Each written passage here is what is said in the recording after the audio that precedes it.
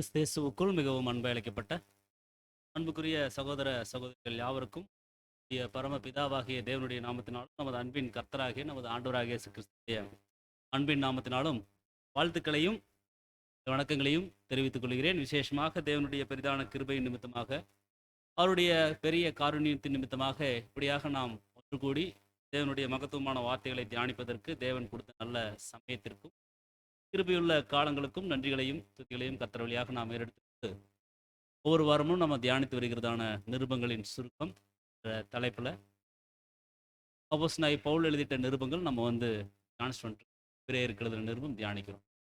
இதில் விசேஷமாக இந்த ஒரு வாரம் நம்மளுக்கு ஒரு விசேஷித்த ஒரு வாரமாக தேவன் நிருபங்களின் சுருக்கம் நம்ம 100வது பாகத்திற்குள்ளாக, அதாவது 100வது வாரத்திற்குள்ளாக நம்ம கடந்து வருவதற்கு தேவன் நம்மளுக்கு இரக்கம் செய்திருக்கிறார். இதற்காக பிரயாசம் எடுத்த ஒவ்வொரு சகோதரிகளுக்கும் நம்ம அனைவரின் சார்பாக கிறிஸ்துவுக்குள்ளான வாழ்த்திலே நாம் தெரிவித்துக் கொள்கிறோம். பிரியமான சகோதர சகோதரிகளே, இது ஒரு விசேஷித்த ஒரு வாரமாக இருந்துட்டாலும் இன்றைய தினத்தில் நம்ம பார்க்கக்கூடிய ஒரு பாடத்தினுடைய தலைப்பு கூட நம்மளுக்கு மிகவும் பரிச்சயமான ஒரு பகுதி தான். ஆனாலும் பாருங்க, அந்த பரிச்சயமான பகுதியில் தேவன் நம்மளுக்கு என்ன ஒரு ஆவிக்குரிய ஒரு சத்தியத்தை, ஆவிக்குரிய ஒரு ஆலோசனைகளை இன்னும் புரியும்படி நம்ம குறிப்பிடணும்னா ஒரு ஆவிக்குரிய ஒரு எச்சரிப்புகளை வச்சிருக்கிறார் அப்படிங்கிறத நம்ம பார்க்க இருக்கிறோம். அதை இன்றைய தினத்தில் நம்ம பார்க்கக்கூடிய பாடத்தின் தலைப்பானது சபை கூடி வருதலின் நோக்கம். சபை கூடி வருதலின் நோக்கம் அல்லது முக்கியத்துவம். இது நம்முடைய மூத்த சகோதரர் இது குறித்து ஒரு தனியாக ஒரு பாடமே எழுதியிருக்கார், பெஞ்சமின் பாட். அவர் சபை கூடி வருதலினுடைய முக்கியத்துவம் அப்படின்னு சொல்லி ஒரு தனியான ஒரு பாடம் அதிலிருந்து ஒரு சில கருத்துக்கள் எழுத்துக்களினுடைய அடிப்படையில், மேலும் நம்முடைய மூத்த சகோதரருடைய எழுத்துக்களின் அடிப்படையில் ஒரு பாடம் நம்ம பார்க்கிறோம். ஸோ சபை கூடி வருதலினுடைய நோக்கம் எப்படியாக இருக்கணும் அப்படின்னா, கடந்த வாரத்தில் நம்ம பார்த்த அந்த வசனத்தினுடைய பகுதியை நாம் வாசிச்சுட்டு அப்புறம் இந்த வாரத்துக்குள்ளே போனால் தான் நம்மளுக்கு அது ஒரு பிரயோஜனமாக இருக்கும். ஸோ கடந்த வாரத்தில் நம்ம எபிரேயர் 10ஆம் அதிகாரம் 24ஆம் வசனத்தை பார்த்து நிறைவு செஞ்சோம். அதுக்கு தலைப்பு கூட நம்ம பார்த்தோம், அன்புக்கும் நற்கிரிக்கும் நாம் ஏவப்படும்படி ஒருவரை ஒருவர் கவனித்து அப்படின்னு ஒரு தலைப்பு பார்த்தோம்.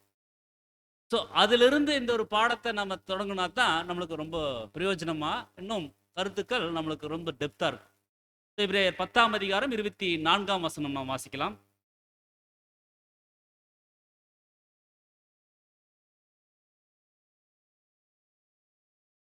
மேலும் அன்பு நற்கிரியர்களுக்கும் நம் ஏவப்படும் ஒருவர் கவனித்து.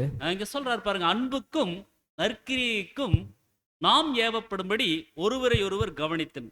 அப்ப அன்பு செலுத்துவதற்கும் நற்செயல்கள் புரிவதற்கும் ஒருவரை ஒருவர் தூண்டி எழுப்ப நம்ம கருத்தா இருப்போம் சொல்லி திருவெளியில் படிக்கிறோம். அப்ப பாருங்க, நாம் எதற்காக சபையாக கூடி வரோம் அல்லது எதற்காக ஒருவரை ஒருவர் கவனிக்கிறோம் அப்படின்னா, அன்புக்கும் நற்கிரிக்கும் நாம் ஏவணும். அதுக்காக நம்ம சபையாக கூடி வரோம், அதுக்காக நாம் ஒருவரை ஒருவர் கருத்தாக தூண்டி எழுப்பணும் அப்படி. அப்போ நம்ம ஆங்கிலத்துல அந்த நற்கிரி அப்படின்னா குட் ஒர்க்ஸ் அப்படின்னு சொல்லி சொல்லப்பட்டிருக்கு. அப்போ பாருங்க, ஒரு சபை அப்படின்னா அங்க அன்பு நற்கிரிகள் அங்க வந்திருக்கும். அப்போ அங்க அப்படி இந்த அன்பும் நற்கிரிகளும் கலந்திருக்கும் இடத்துல அங்க தேவனுடைய பிரசன்னம் அங்க காணப்படும். பாருங்க, எங்கே 2 பேர் 3 பேர் என் நாமத்தின் நிமித்தம் கூடியிருக்கிறார்களோ அவர்கள் மத்தியில் நான் வாசம் பண்ணுவேன் அப்படின்னு. அப்ப இது மாபெரும் ஒரு ஸ்லாக்கியமான ஒரு வாக்குத்தத்தமான ஒரு வசனமாக கூட இருக்குது அன்புக்குரிய சகோதர. அப்போ நம்ம சபையாக கூடி வர்றது அப்படிங்கிறது ஒருவரை ஒருவர் தூண்டி எழுப்புதில்லை. அப்படின்னா என்னத்தை தூண்டி எழுப்பணும்னா, இதுக்கு முன்னத்த வசனம் 23 வசனங்கள் எல்லாம் நம்ம பார்த்தோம். அதாவது நாம தேவனை அறிக்கை இடுகிறதுல நாம உறுதியா இருக்கணும்னு சொல்லி நம்ம பார்த்தோம். ஏன் அப்படின்னா, வாக்குத்தத்தம் பண்ணினவர் உண்மையுள்ளவராய் இருக்கிறாரே. அப்போ தேவன் தான் அவரை நம்ம அறிக்கையிடுவதற்காகத்தான் நம்ம சபையாக கூடி வர்றோம். அப்படி சபையாக கூடி வந்திருக்கக்கூடிய இடங்கள்ல அன்பும் நற்கிரிகளும் அங்க செயல்படணும். அப்படி செயல்படக்கூடிய விஷயங்களை ஒருத்தர் நாம கவனமாக நாம கவனிக்கணும் அப்படிங்கிற ஒரு விஷயத்தை நம்ம சொல்லிட்டு தான் அடுத்து 10ஆம் அதிகாரம் 25ஆம் வசனம் குறிப்பிடுறாரு. சபை கூடி வருதலை சிலர் விட்டுகிடுறது போல நாமும் விட்டுவிடாமல் ஒருவருக்கொருவர் புத்தி சொல்லக் கடவோம். நாளானது சமீபித்து வருகிறது. எவ்வளவாய் பார்க்கிறீர்களோ அவ்வளவாய் புத்தி சொல்ல வேண்டும். இங்க சொல்றாரு, சபை கூடி வருதலை சிலர் விட்டு விடுகிறது போல. அப்ப அந்த ஆதிகால சபையிலேயே அப்போஸ்தலனாகிய பவுல் சொல்றாரு இல்லைங்களா, ஆதிகால சபையிலேயே சிலர் சபையாக கூடி வர்றத விட்டுட்டாங்க. விட்டுட்டு என்ன சொல்றாங்கன்னா, நாம அந்த மாதிரி விட்டுறக்கூடாது. இப்போ உதாரணத்திற்கு இப்போ நம்மளுக்கு ஆன்லைன்ல நம்மளுக்கு மீட்டிங் தேவ கிருபையில ஒவ்வொரு நாட்களிலும் நம்மளுக்கு தேவ செய்தி கடந்து வந்துட்டு இருக்கு. அப்ப நம்ம வசனங்கள் படிச்ச மத்தேயில எங்கே 2 பேர் 3 பேர் என் நாமத்தின் நிமித்தம் கூடி இருக்கிறார்களோ அவர்கள் மத்தியில நாம வந்து வாசம் பண்ணி தேவன் சொல்றாங்க. அப்ப நம்ம இப்படி ஒரு கூடுகை நம்மளுக்கு தேவன் வந்து ஏற்பாடு பண்ணி கொடுத்துருக்காங்கன்னா அதற்கு நாம் என்ன பண்ணணும்? முக்கியத்துவம் கொடுக்கணும். பாருங்க கடந்த நாட்கள் எல்லாம் அந்த கொரோனா டைம்ல எல்லாம் சபையாக கூடி வரதே சிக்கலாய் போச்சு. சபையாக நம்மளால கூடி வர முடியல. அப்ப இந்த ஆன்லைன் ஜூம் இதுல தான் நம்ம என்ன பண்ணணும்? ஸ்கைப்ல தான் நம்ம வந்து கூடணும். தேவனுடைய வார்த்தைகளை நம்ம வந்து பெற்றுக்கொண்டோம். அப்போ பாருங்க அங்க தேவனுடைய நாமத்தின் நிமித்தமாக நம்ம வந்து கூடுறோம். அப்படின்னா இங்க நம்மளுக்கு யாரு தான் வந்து முன்னோடியாக இருக்கிறாங்கன்னா தேவன். அப்ப நம்ம வர்றதுக்கு முன்னால அங்க அந்த இடத்துல யாருடைய பிரசன்ஸ் இருக்குது அப்படின்னா தேவனுடைய பிரசன்ஸ் இருக்கு. ஆன்லைன் மீட்டிங் தானே அப்படின்னு சொல்லி நம்ம வந்து அதுக்கு முக்கியத்துவம் கொடுக்காம இருந்துட்டோம் அப்படின்னா அங்க தேவனுடைய பிரசன்ஸை நாம என்ன பண்றோங்க? உதாசீனப்படுத்துறோம். அப்படியாக இருக்குது. அதைத்தான் அங்க அப்போஸ்தலனாகிய பவுல் புத்தியாக சொல்றாங்க. சபை கூடி வருதுல சிலர் விட்டு விடுகிறது போல. நாம விட்டு விடாம ஒருவருக்கொருவர் புத்தி சொல்லணும். நாளானது சமீபித்து வர்றது. அப்ப தேவனுடைய கர்த்தருடைய ராஜ்யத்தை குறித்து சொல்றார். நாளானது சமீபித்து வர்றத எவ்வளவா பாக்குறீங்களோ அவ்வளவா நீங்க என்ன பண்ணணும்னா புத்தி சொல்லணும் அப்படின்னு சொல்லி சொல்றார். இதே ஒரு வசனம் ஒரு மொழிபெயர்ப்புல பாருங்க எப்படி இருக்குன்னு ERV டிரான்ஸ்லேஷன்ல வாசிங்க. சிலர் வழக்கமாய் செய்வது போல நாமும் ஒன்றாக சிந்திப்பதை நிறுத்திவிடக்கூடாது. அதற்கு பதிலாக ஒருவரையொருவர் உற்சாகப்படுத்திக் கொள்ள வேண்டும். குறிப்பாக கிறிஸ்து திரும்பி வரும் அந்த நாள் மிக விரைவில் வருவதை நாம் பார்ப்பது போல் செயல்பட வேண்டும். அதான் இங்க சொல்றாங்க, சிலர் வழக்கமாய் செய்வது போல நாம் ஒன்றாய் சந்திப்பது, அதாவது சபை கூடி வருதுல சிலர் அதாவது என்ன பண்ணிடக்கூடாதுன்னு நிறுத்தி இருக்கக்கூடாதுங்கிறாங்க. அப்படின்னா வழக்கமா அவங்க என்ன பண்றாங்கன்னா சபையாக கூடி வர்றதை நிறுத்தி இருக்கிறாங்க. அந்த சபையாக கூடி வருவதற்கு முக்கியத்துவம் அங்க கொடுக்கப்படல. அதான் சொல்றாரு, சிலர் வழக்கமா செய்வது போல நாம ஒன்றாக சந்திப்பதை நிறுத்தி இருக்கக்கூடாது. அதற்கு பதிலாக ஒருவரை ஒருவர் உற்சாகப்படுத்திக் கொள்ளணும். அப்போ பாருங்க நம்ம சபையாக கூடி வரும் பொழுதுதான் அந்த உற்சாகம் அங்க இருக்கும். அந்த தேவனுடைய பிரசன்ஸ், தேவனுடைய வழிநடத்துதல் அங்க வந்து காணப்படும். அது சொல்லிட்டு குறிப்பாக கிறிஸ்து திரும்பி வரும் அந்த நாள், கிறிஸ்து திரும்பி வரக்கூடிய அந்த நாள் அவருடைய ராஜ்யத்தை குறித்து சொல்றாங்க. மிக விரைவில் வருவதை நாம பார்க்கிறது போல செயல்படணும் அப்படின்னு சொல்லி அங்க வந்து சொல்றார். அப்போ ஒருவரை ஒருவர் உற்சாகப்படுத்துவதற்காகத்தான் நம்ம சபையாக கூடி வருவதனுடைய முக்கிய நோக்கமா இருக்குது. அப்போ குறிப்பா அங்க கவனிக்கும் பொழுது இந்த கிறிஸ்து திரும்பி வரக்கூடிய அந்த நாள் மிக விரைவில், அதாவது ரொம்ப அருகில வருவத இருக்கிறத நம்ம பார்க்கிறது போல செயல்படும். இப்போ கிறிஸ்து நம்ம முன்னால இருந்தா நம்ம எப்படி இருப்போம்? அப்படி நாம அதி தீவிரமா செயல்படணும்னு சொல்லி சொல்றாரு. அப்போ இங்க 24ஆம் வசனம் படிச்சீங்களா, அன்புக்கும் நற்கிரிகளுக்கும் நாம் ஏவப்படும்படிக்கு அப்படின்னு சொல்லிட்டு அங்க சொல்றாரு. ஒருவரை ஒருவர் கவனிக்கணும்னு சொல்லிட்டு சபைக்கான சில எச்சரிப்புகள் அங்க வந்து கொடுத்துட்டாரு இந்த 24ஆம் வசனத்துல.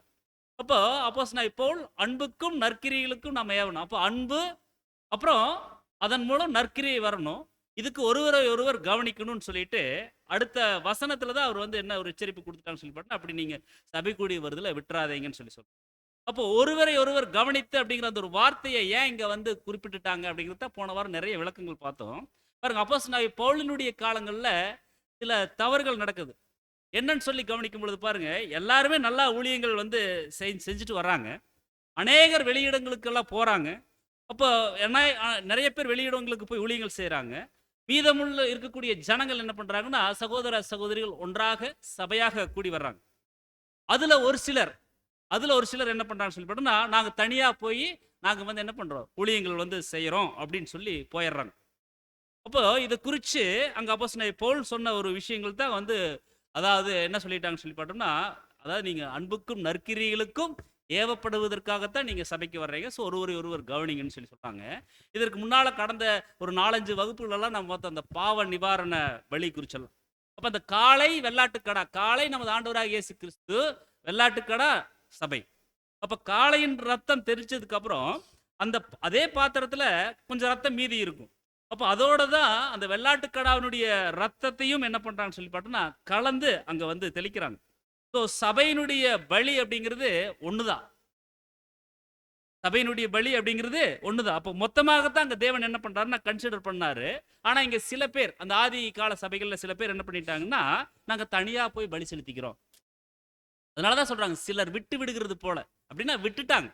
ஸோ நாங்க தனியா போய் பலி செலுத்திக்கிறோம் அப்படின்னு சொல்லி பிரிந்து போறாங்க. அப்ப அந்த பிரிந்து போறத குறித்து தான் சொல்றாரு, நம்ம அந்த மாதிரி போயிடக்கூடாது. இட் இஸ் ராங் அப்படிங்கிறார். ஸோ தவறு அப்படிங்கிறத இங்க சுட்டி காட்டுறாரு. அப்போ வெள்ளாட்டுக்கடாவினுடைய அந்த ஒரு பலி அப்படிங்கிறது நம்ம கவனிக்கும் பொழுது பாருங்க, ஒட்டுமொத்த சபையும் சேர்ந்தது தான். ஒட்டுமொத்த சபையும் சேர்ந்தது தானே தவிர, பெயர் சொல்ற அளவுக்கு இவங்களுடைய பலி, இது இவங்களுடைய பலி அப்படிங்கிற மாதிரி கணக்குல அங்க தேவன் எடுக்கிறது இல்ல. அப்போ இந்த ரத்தம் அப்படிங்கிறது பாருங்க, இந்த இந்த ஒரு அந்த வெள்ளாட்டுக்கடானுடைய ரத்தத்தை பிடிச்சாங்க இல்லைங்களா, இது இந்த வெள்ளாட்டுக்கடா, இது அந்த வெள்ளாட்டுக்கடா அப்படிங்கிற மாதிரி இல்ல. இப்போ மொத்தமா சபையினுடைய பலியை தான் அங்க வந்து என்ன பண்ணுன்னு சொல்லி பார்த்தா, அது வந்து காண்பிக்கப்படுது. ஸோ இதுதான் அந்த கோதுமை மணி மற்றும் திராட்சை பழம் அப்பமாக சுட்டதுக்கு அப்புறம் எல்லாம் சேர்ந்து தான் அங்க வந்து என்ன பண்ணுதுன்னா அரைக்கப்பட்டிருக்கு. அப்போ ஒவ்வொரு மணியும் தன்னுடைய தனித்தன்மையை வந்து இழந்ததுனால தான் அங்க மாவாக அங்க வந்திருக்குன்னு சொல்லி நான் வந்து பார்க்குறோம். அப்ப இங்க நாங்க தனியா போய் பலியின் ஜீவியம் வந்து செய்யறோம் அப்படின்னு நினைக்கிறது ரொம்ப தவறுன்னு சொல்லி சொல்றோம். அப்ப சபையோடு சேர்ந்து தான் அந்த இணக்கமாகத்தான் அந்த பலியின் ஜீவியம் செய்யணும் அப்படிங்கிறது தேவன் என்ன பண்றாங்கன்னா விரும்பிட்டாங்க. ஸோ அதனால தான் அங்க பழைய ஏற்பாட்டு காலங்கள்ல அந்த ஆசரிப்பு கூடாரத்துல அப்படி ஒரு திவ்யமான ஏற்பாடு வச்சுட்டாங்க. அதனால நம்ம முதல்ல ஆரம்பத்துல இருந்தே நம்ம வந்து பார்த்துட்டு இருக்கிறோம். அந்த பழைய ஏற்பாட்டில் இருக்கக்கூடிய அந்த ஒரு ஆசரிப்பு கூடாரங்கிறது அது பரலோகத்தில் இருக்கிறவருடைய சாயல்னு சொல்லி நிறைய டைம் நம்ம வந்து பார்த்துட்டோம். அப்போ தேவன் அதுக்காகத்தான் அப்படி ஒரு ஏற்பாடை வச்சிருக்கிறாங்கன்னு சொல்லி நம்ம வந்து பார்க்குறோம். ஏன்னா பாருங்க, நம்ம ஒட்டுமொத்தமா சபையினுடைய பலியாகத்தான் நம்ம தேவனுடைய பார்வையில கன்சிடர் பண்ணப்படுறோம். அதாவது 1,44,000 + 1 அவ்வளவுதான். இது இவங்க வந்து 1, இவங்க வந்து 1,44,000 கடைசி அப்படிங்கிற மாதிரி எல்லாம் இல்ல. ஸோ ஒட்டுமொத்தமாக தேவனுடைய பார்வையில திருச்சபையின் பிள்ளைகளுடைய பலிகள் தான் பார்க்கப்படுது. அப்போஸ்தலனாகிய பவுலை நாம கவனிக்கும் பொழுது பாருங்க, அவருக்கு எல்லா திறமைகளும் இருந்துச்சு. ரொம்ப டேலண்டான ஆள் தான். ஒரு பெரிய யூனிவர்சிட்டி கிட்டேயே படிச்சவர். கமாலியலினுடைய பாதத்தில் உட்கார்ந்து படிச்சவர். அப்ப சபையில மற்ற ஒரு சகோதரன் அங்க வந்து சிறிது குறைவானவராக காணப்பட்டுட்டு இருந்தாலும் அவரையும் வந்து என்ன பண்றாரு சொல்றா, தனக்குரிய இடத்துல வச்சு அங்க வந்து பார்த்திருக்காருன்னு சொல்லி இங்க நம்முடைய சகோதரர் சொல்றார். ஸோ ஏன் அப்படின்னா பாருங்க, 2 பேர்த்துடைய நோக்கம் ஒண்ணுதான். நம்ம சபையா கூடி வந்திருக்கிறோம். நம்முடைய நோக்கம் என்ன? நம்ம எப்படியாவது கிறிஸ்துவின் சாயலை பெற்றுக்கொண்டு இந்த ராஜ்யத்துல நமக்குண்டான ஒரு வேலைக்குள்ள, நமக்குண்டான ஒரு ஸ்லாக்கியத்துக்குள்ள நம்ம கடந்து போகணும். தேவன் விரும்புற மாதிரி நம்ம வாழணும் அப்படிங்கிறது தான். ஸோ அதைத்தான் இங்க அப்போஸ்தலனாகிய பவுல் வந்து சொல்றாங்க. ஆனா ஒரு சில காரியங்கள்ல அந்த சகோதரன் பலவீனப்பட்டு அப்படி வந்து அவர் குறைவுபட்டு இருக்கிறார் அப்படின்னா, இது இது என்ன பண்ணணும்னு சொல்லி பண்ணா, நீங்க ஒருவரை ஒருவர் கருத்தா கவனிச்சு அவங்களுக்கு உதவி செய்யுங்க. அதான் கடந்த வாரம் பார்த்தோம். அவங்க எந்த மாதிரி ஒரு நிலைமையிலிருந்து வந்திருக்கிறாங்க, அவங்களுடைய பின்புலம் எப்படிப்பட்டதாக இருக்குது அப்படிங்கிறத பார்த்து அவங்கள நீங்க கருத்தா அணுகுங்க அப்படின்னு சொல்லி சொல்றோம். அப்ப தேவனுடைய பார்வையில எல்லாருமே சபைதான். அழைப்புல ஓடக்கூடிய எல்லாருமே ஒரு சபைதான். அந்த ஒரு கண்ணோட்டத்துல தான் வந்து பார்க்கிறாருன்னு சொல்லி இங்க அப்போஸ்தலனாகிய பவுல் வந்து சொல்றாங்க. மேலும் அவர் கொரிந்துக்கு எழுதும்போது சொல்றாரு, 1 கொரிந்தியர் 9:19 நான் ஒருவருக்கும் அடிமைப்படாதவனாய் இருந்தும் நான் அதிக ஜனங்களை ஆதாயப்படுத்திக் கொள்ளும்படிக்கு என்னைத்தானே எல்லாருக்கும் அடிமையாக்கினேன். சொல்றாரு பாருங்க, நான் ஒருவனுக்கும் அடிமைப்படாதவனாய் இருந்தும். நல்ல வசதியானவர் தான் அவர். ஒருவருக்கும் நான் அடிமைப்படாதவனா இருந்தும் நான் அதிக ஜனங்களை ஆதாயப்படுத்திக் கொள்ளும்படிக்கு என்னைத்தானே எல்லாருக்கும் அடிமையாக்குனேன்.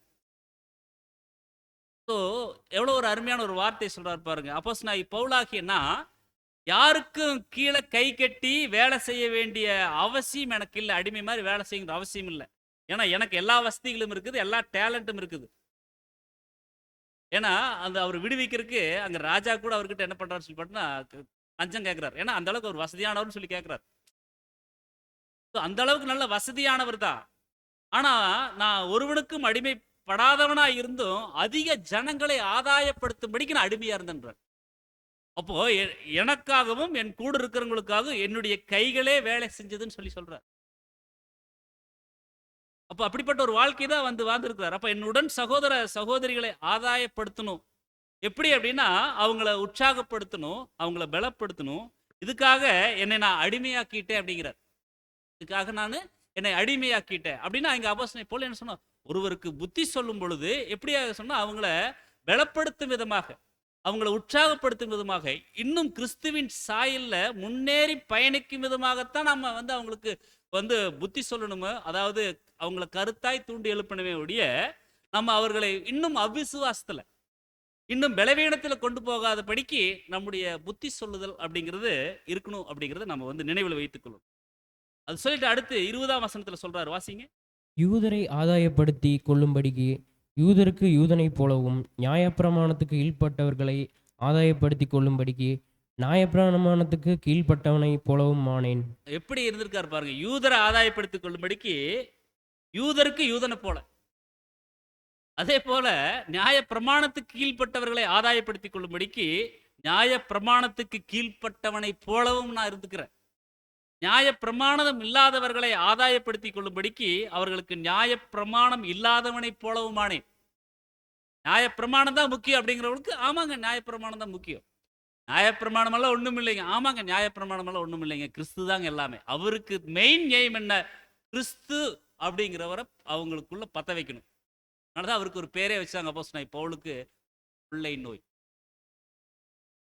அப்போ எப்படியாவது ஒரு வகையில அவங்கள கிறிஸ்துவுக்குள்ள அவங்கள நடத்தணும்.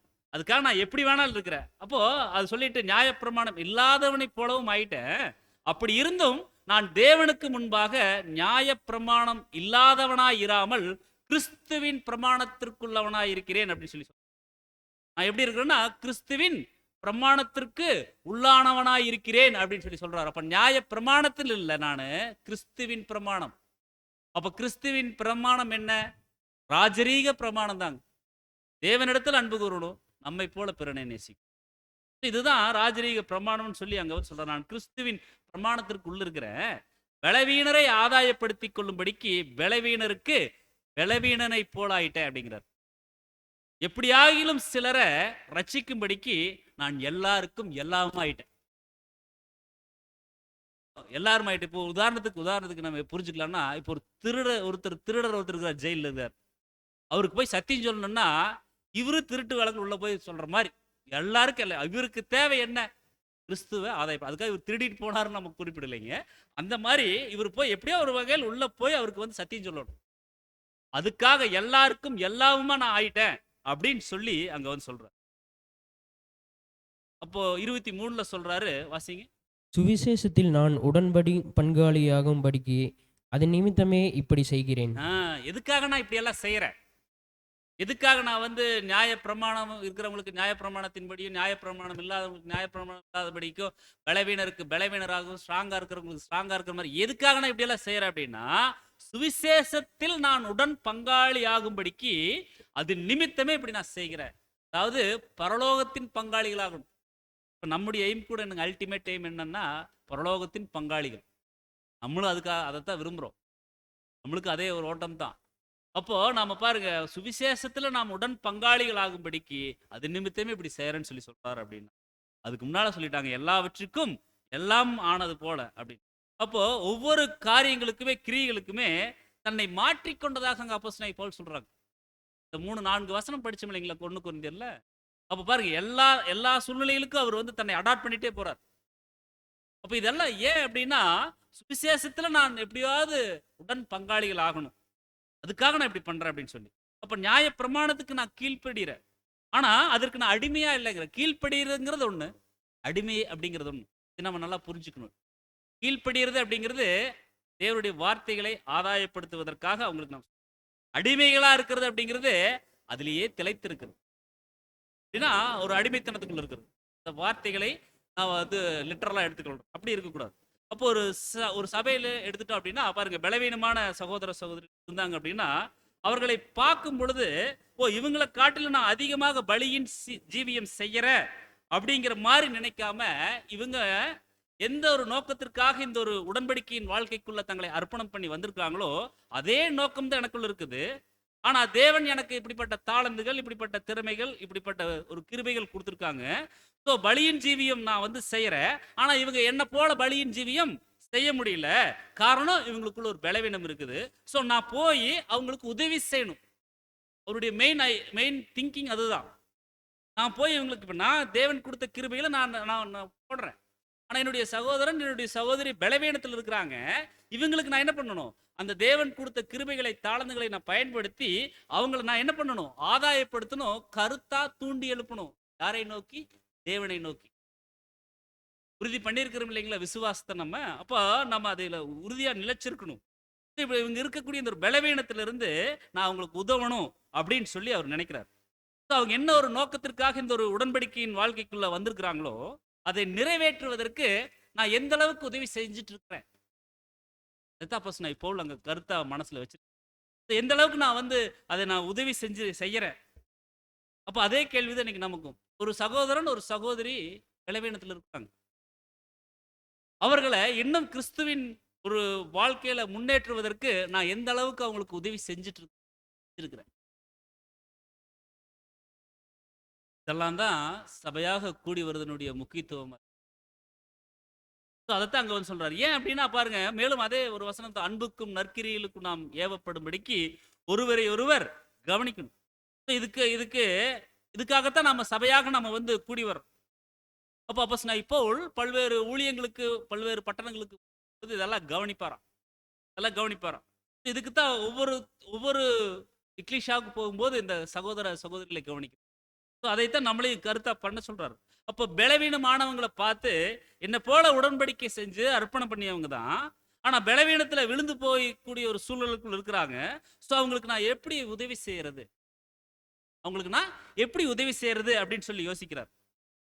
ஸோ யாரையும் அவர் இவங்க ரொம்ப குறைவானவங்க அப்படிங்கிற மாதிரி எண்ணாம, இவங்களை எப்படி, ஏன்னா நோக்கம் ஒன்று தான், இவங்களை எப்படியாவது நம்ம என்ன பண்ணணும்னா ஒரு பூஸ்டப் பண்ணி அவங்களுக்கு ஒரு ஒரு பக்தி விருத்தி ஏற்படும்படி அவங்களுக்கு நம்ம உதவி செய்யணும் அப்படின்னு சொல்லி அங்க சொல்றாரு. அதை மனசுல வச்சுட்டு தான் சொல்றாரு, நீங்கள் ஒருவரை ஒருவர் கவனிங்கன்னு சொல்லி. ஒரு சபை அப்படின்னு எடுத்துட்டா எல்லாருமே அவங்க சரியா இருப்பாங்கன்னு சொல்லி நம்ம எடுத்துக்கொள்ள முடியாது. ஒரு சபை அப்படின்னா எல்லாருமே பர்ஃபெக்ட்ல இருப்பாங்க அப்படின்னு சொல்லி நம்ம எடுத்துக்கொள்ள முடியாது.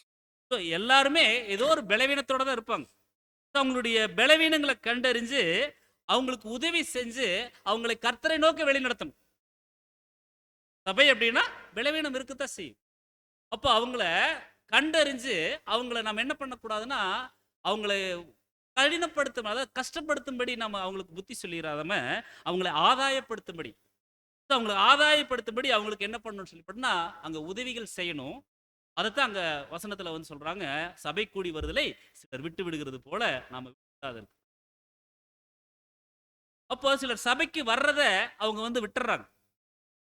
அப்ப அவங்க எதனால விட்டுறாங்க அப்படின்னா, நான் தனியா போய் நான் பலியின் ஜீவியை நான் செஞ்சுக்கிறேன், இனி நான் சபைக்கு வர மாட்டேன். ஏன்னா இன்னைக்கு நிறைய ரீபிரிண்ட் வந்துருச்சு, நிறைய வால்யூம்ஸ் வந்துருச்சு, நிறைய இதெல்லாம் இருக்கு. ஸோ நான் தனியா போய் பண்ணிக்கிறேன் அப்படின்னு சொல்லி சொல்றேன்.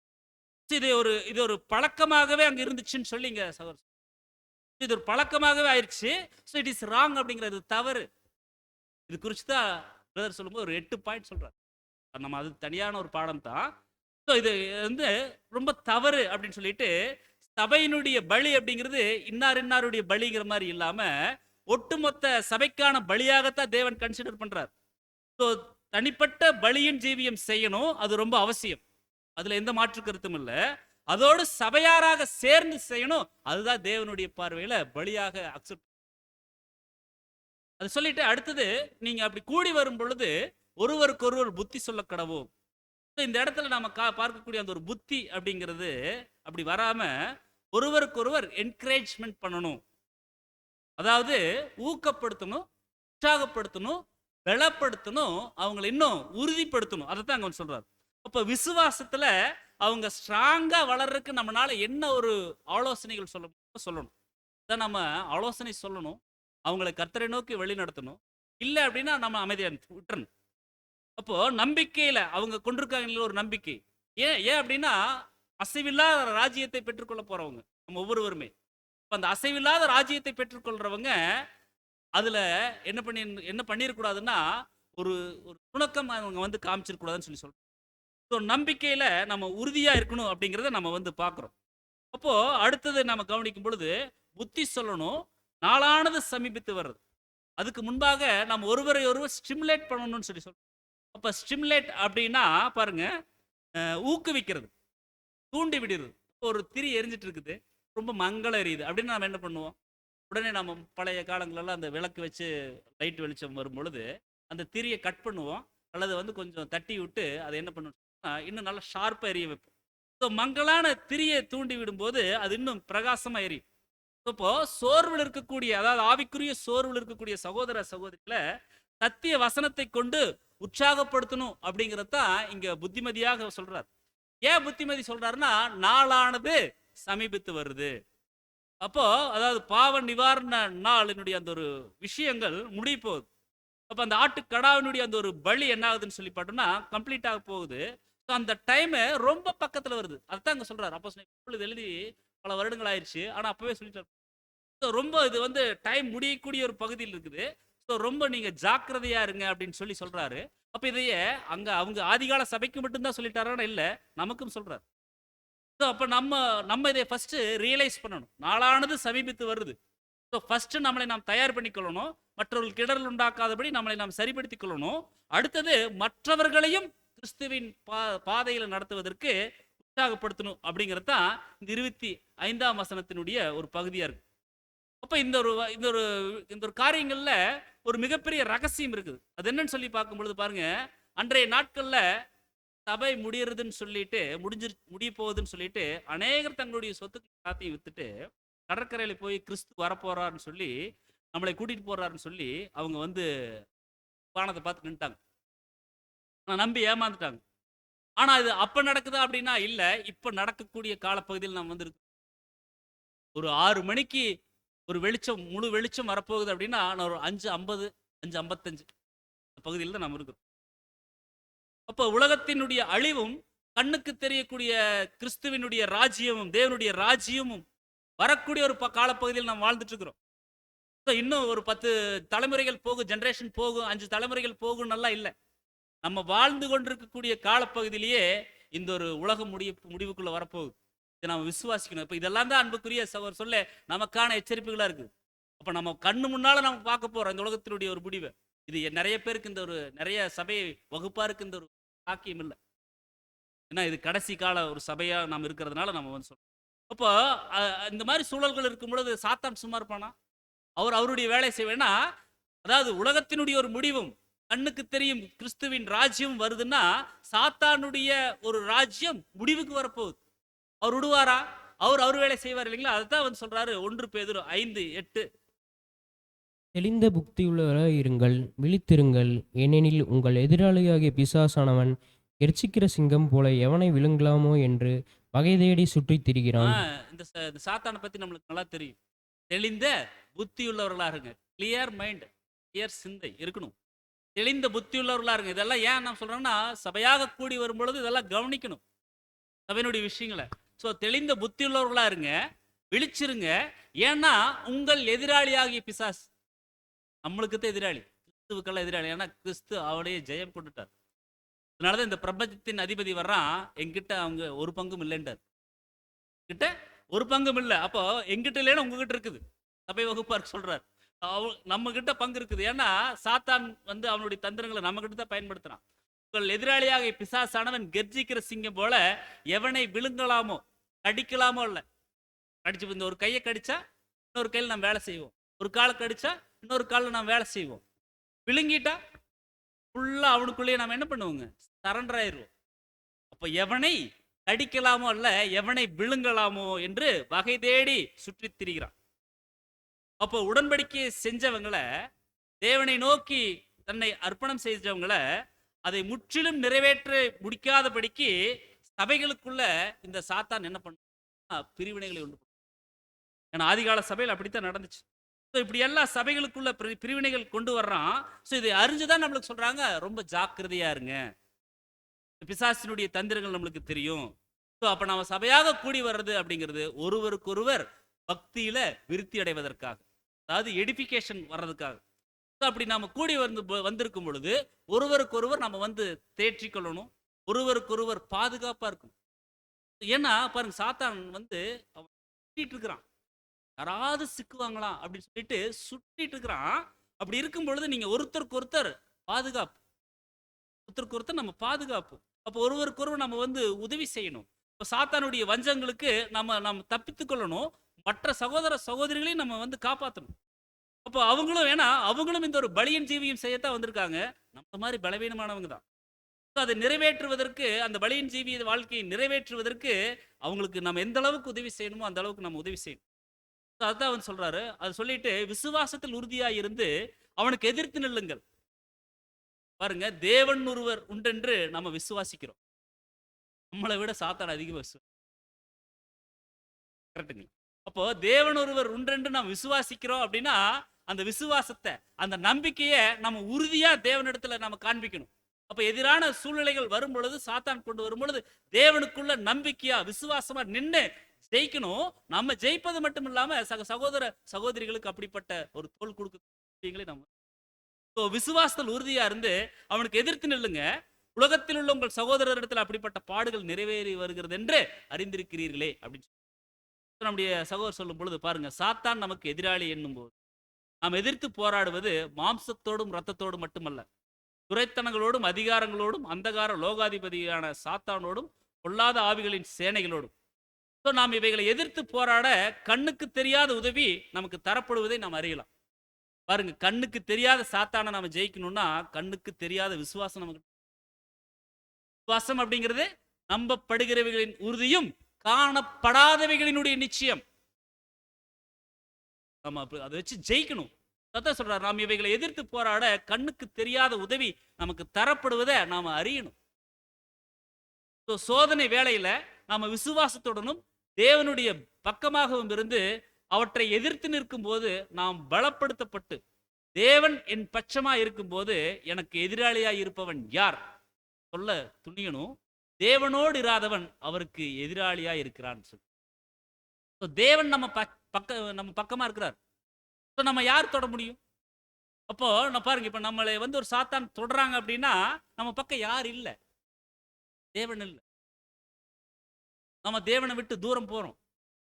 அப்ப சாத்தானுடைய அந்த ஒரு தந்திரமான போதனைகளுக்கு, தந்திரமான கிரியைகளுக்கு நம்ம என்ன பண்றோம்? நம்ம உடன்பட்டுறோம். அப்படி இருக்கக்கூடாது அப்படிங்கிறது அங்க நம்ம தேவனோடு இராதவன் அவருக்கு எதிராளியா இருக்கிறான்.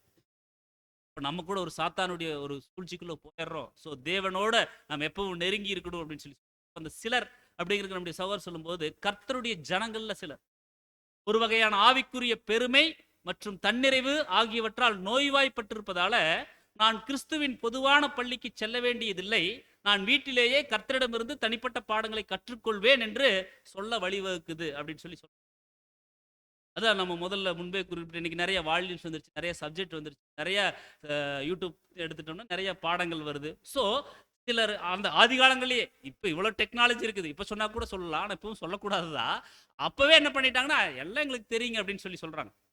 ஸோ ஒரு வகையான ஆவிக்குரிய பெருமை மற்றும் தன்னிறைவு, கரெக்ட் செல்ஃப் சாட்டிஸ்ஃபேக்ஷன், நான் கரெக்டாக இருக்கிறேன் அப்படிங்கிற மாதிரி அந்த ஒரு நோய்வாய்ப்பட்டிருக்கிறதுனால, நான் கிறிஸ்துவின் பொதுவான பள்ளிக்கு செல்ல வேண்டியது அப்படின்னா அந்த சபை கூடி வர்றது தான் கிறிஸ்துவின் பொதுவான பள்ளி. இந்த சபை கூடி வர்றதுல நான் போக வேண்டியது இல்லை, நான் வீட்டிலேயே இருந்து எல்லாம் பார்த்துக்கிறேன் அப்படிங்கிற மாதிரி அவங்க சொல்றாங்க. அப்படி சொல்ல வேண்டாம் அப்படிங்கிறாரு. ஸோ நாம் எப்படி இருக்கணும்னா, தேவனுடைய சர்வாயுத வர்க்கத்தையும் தரித்துக் கொள்வதற்காக ஒருவருக்கொருவர் உதவி செய்ய விலையேற பெற்ற விசுவாசம் உள்ளவர்களுடன் கூடி வர்றது. சபையாக கூடி வரும் பொழுதுதான் பல்வேறு அனுபவங்கள் அங்கே நம்மளுக்கு கிடைக்கும், பல்வேறு வகையான ஆலோசனைகள் கிடைக்கும், பல்வேறு வகையான புத்திமதிகள் அங்கே கிடைக்கும்.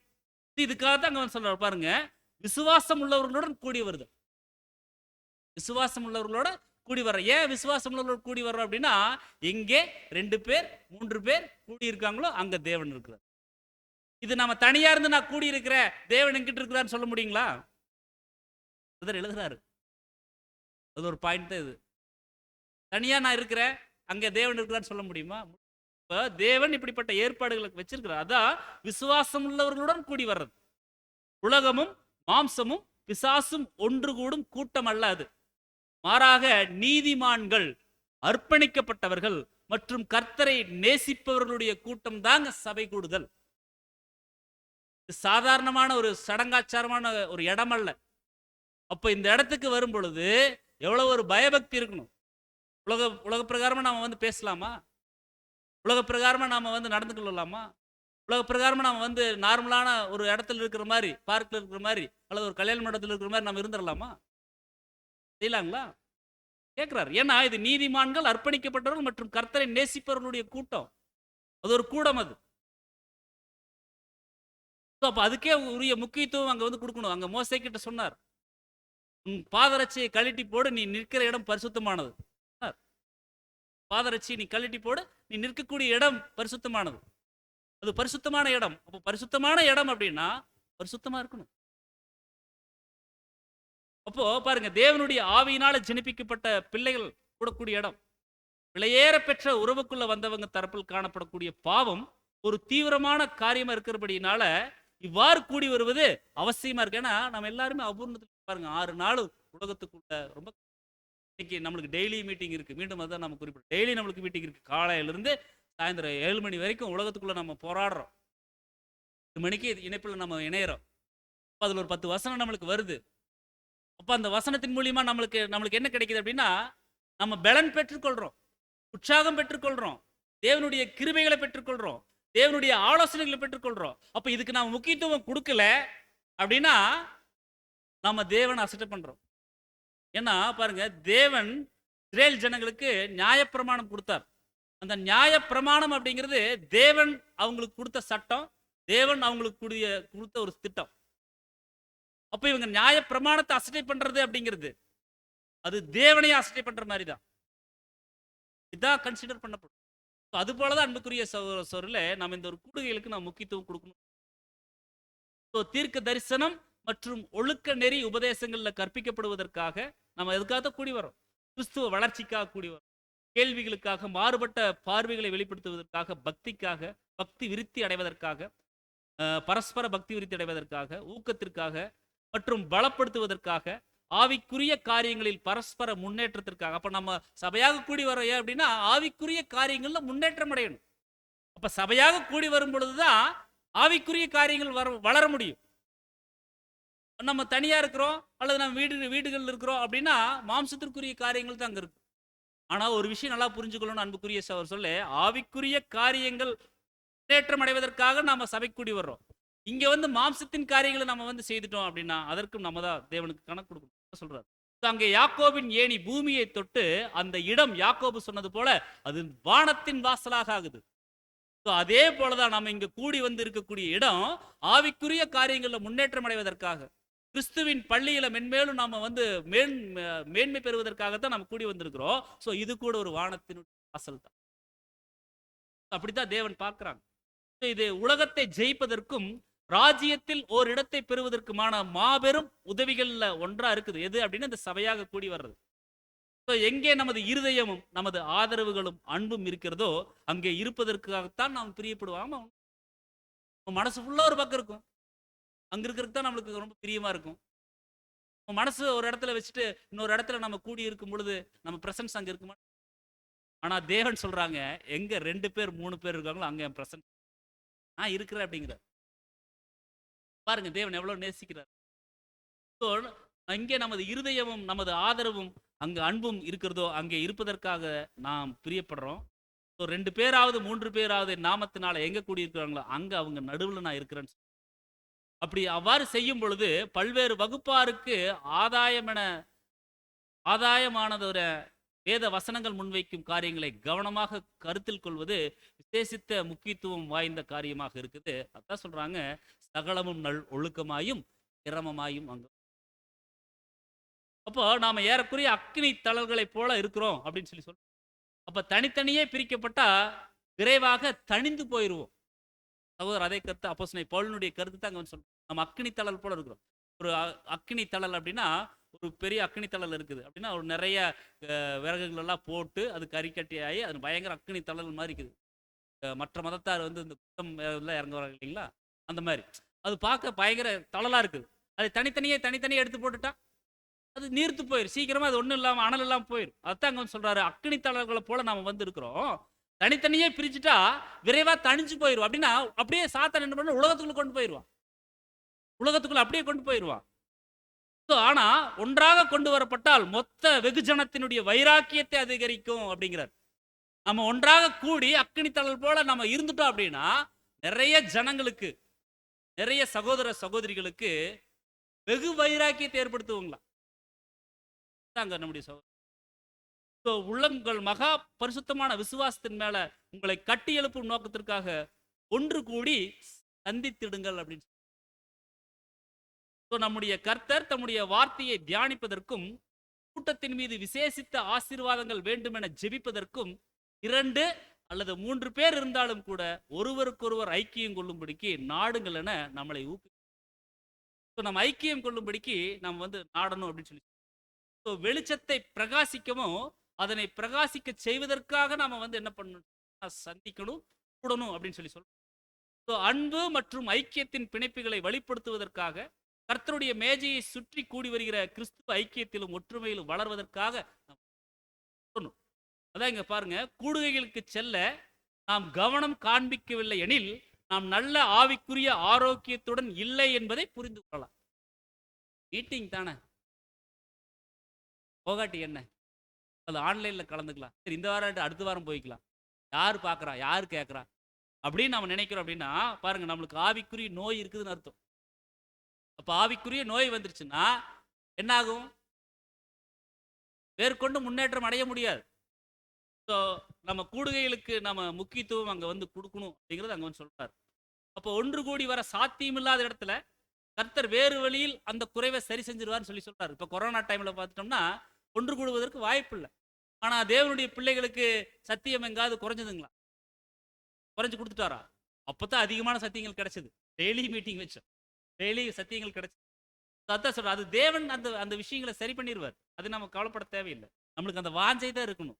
அவ்வாறு சாத்தியமில்லை எனில் பரிசுத்தவான்கள் அந்த காலங்களில் சொல்றார், அஞ்சல்கள் மற்றும் பத்திரிகைகள் மூலம் என்ன ஒரு ஆசீர்வதிக்கப்பட்ட ஐக்கியத்தை வைத்துக் கொள்ளவும் மற்றும் சிந்தனை பரிமாற்றம் செய்து கொள்ளவும் அங்க முடிஞ்சதுன்னு சொல்லி சொல்றாரு.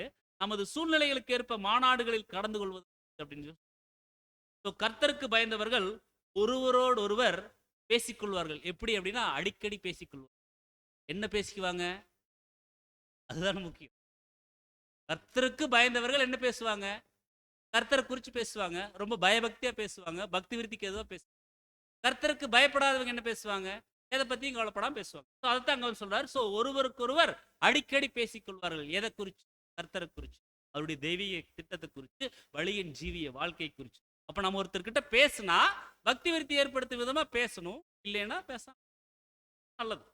ஸோ ஏன் அப்படின்னா நாளானது சமீபித்து வர்றத, அதாவது கிட்டி வர்றத, ரொம்ப பக்கத்தில் இருக்கிறத நம்ம பார்க்கிறோம். ஸோ மேசியா ராஜ்யத்தின் மகிமையான நாள் நெருங்கி வருகிற அதே சமயம் இரவு மற்றும் இருளினுடைய நிழல்களும் அறியாமை மற்றும் மூட நம்பிக்கையின் நிழல்களும் கடந்து போயிட்டு இருக்குது. அப்ப தேவனுடைய கண்ணுக்கு தெரிகிற ராஜ்யம் இங்க வந்துட்டு இருக்குது. அப்படின்னா இங்க அறியாம மாம்சத்தின் கிரியைகள் இதெல்லாம் வெளியே போயிட்டே இருக்கணும், இதெல்லாம் வெளியே போயிட்டே இருக்கணும்.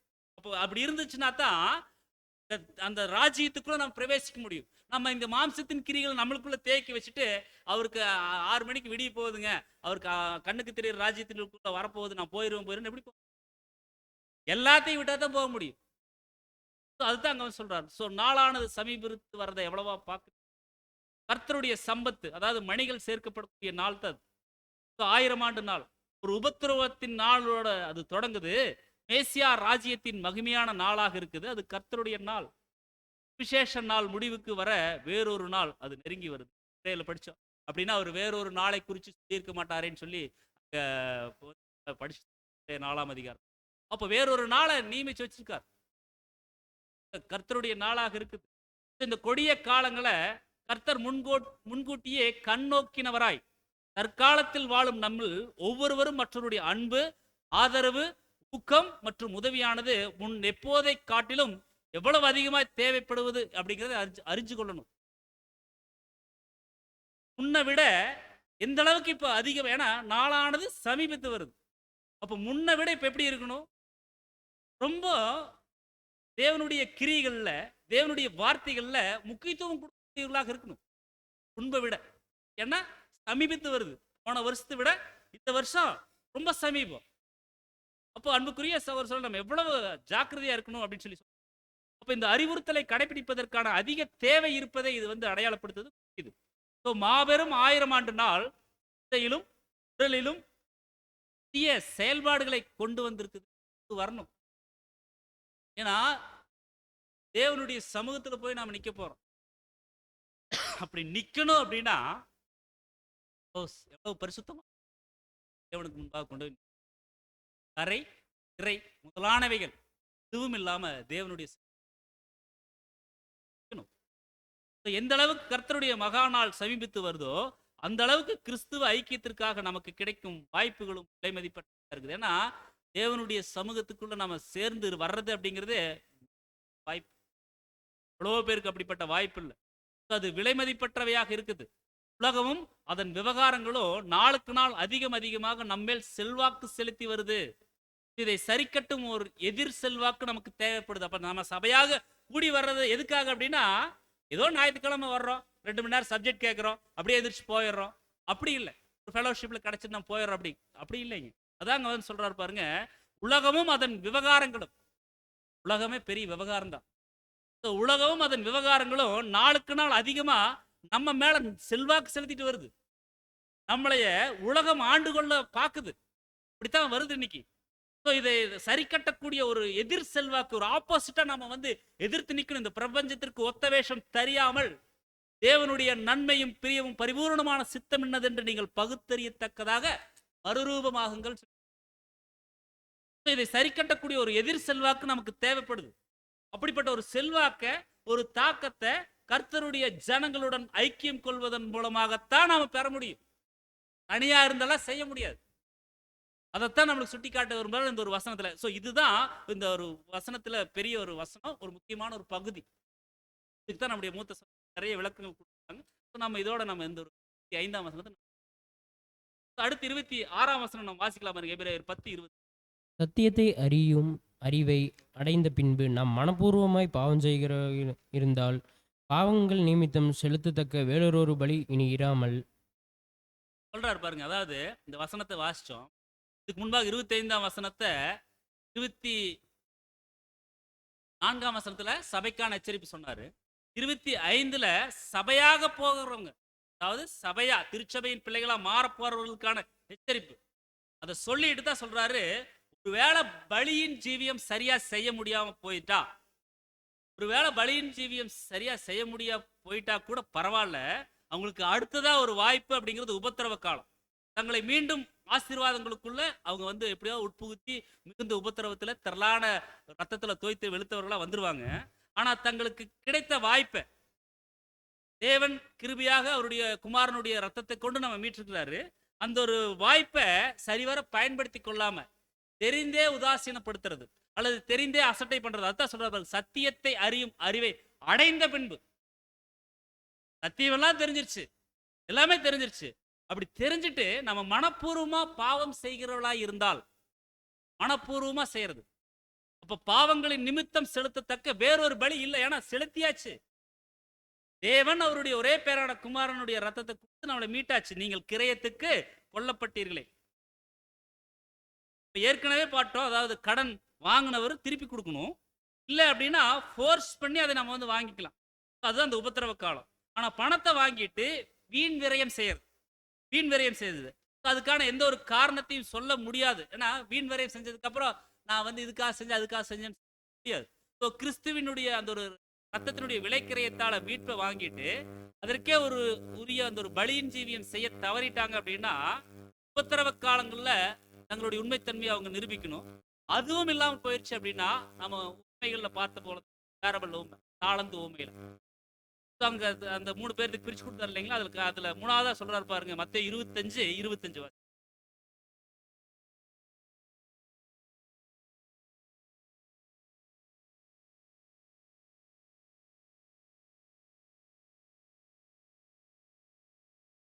ஆகையால் நான் பயந்து போய் உமது தாளந்தை நிலத்தில் புதைத்து வைத்தேன், இதோ உம்முடையதை வாங்கிக் கொள்ளும் என்றான். இங்க சொல்றாரு பாருங்க அவரு, நான் அதாவது நீங்க கொடுத்த தாளந்த நீங்க நான் சரியா பயன்படுத்தாம நான் என்ன பண்ணிட்டேன் அப்படின்னு சொல்லி பார்த்தோம்னா, நிலத்துல புதைச்சி வச்சுட்டேன், இதோ உம்முடையதை நீங்க வாங்கிக்கிங்க, நீங்க வந்து கடினமுள்ள மனுஷன் தெரியும், அதனால இதை நீங்க வாங்கிக்கிங்கன்னு சொல்லி சொல்றேன். இது எந்த அளவுக்கு ஒரு தவறான ஒரு விஷயம். அப்போ உண்மைத்தன்மையை நிரூபிக்க வேண்டிய இடத்துல அவங்க நிரூபிக்க முடியாம போயிட்டாங்க.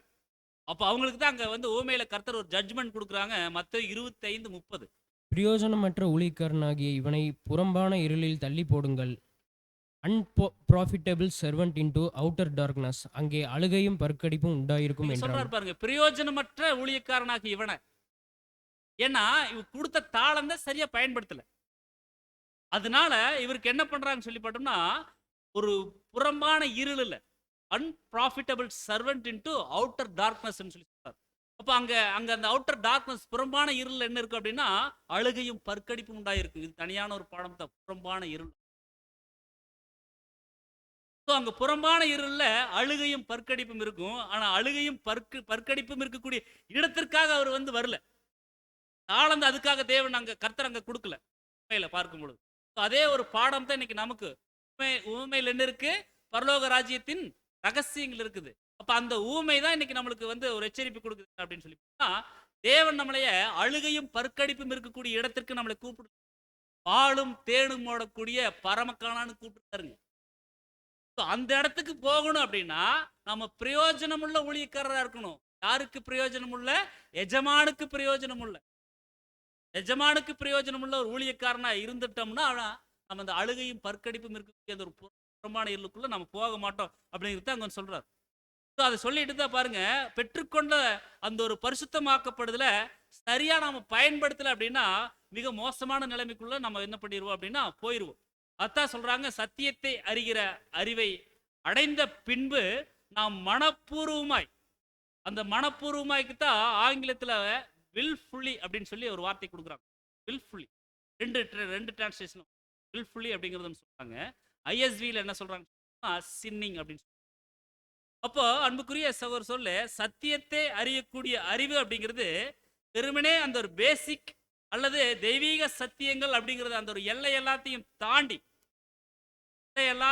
தாண்டி காண்பிக்கக்கூடிய ஒரு தெய்வீக சுவாபம், தெய்வீக குணலட்சணங்கள் அபிவிருத்தி அடைகிறது. அதைத்தான் அங்க சொல்றார்.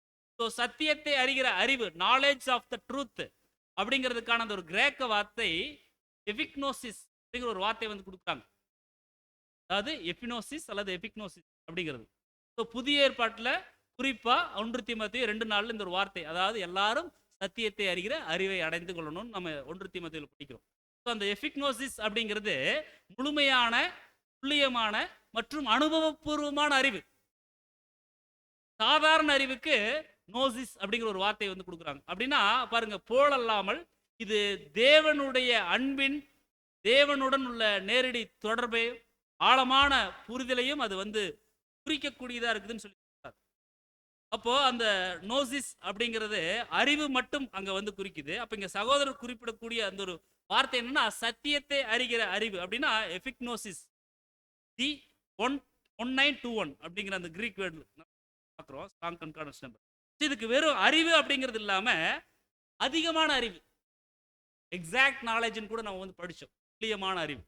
அந்த அதிகமான அந்த ஒரு நாலேஜ் அப்படிங்கிற ஒரு, அப்போ இது எதை குறித்து சொல்றாங்கன்னா சத்தியத்தை அறிகிறன்னா வெறும் பைபிளை குறித்து தான் அறிவு மட்டும்னா ஏற்றகால சத்தியங்கள், மீட் இன் நியூ சீசன்.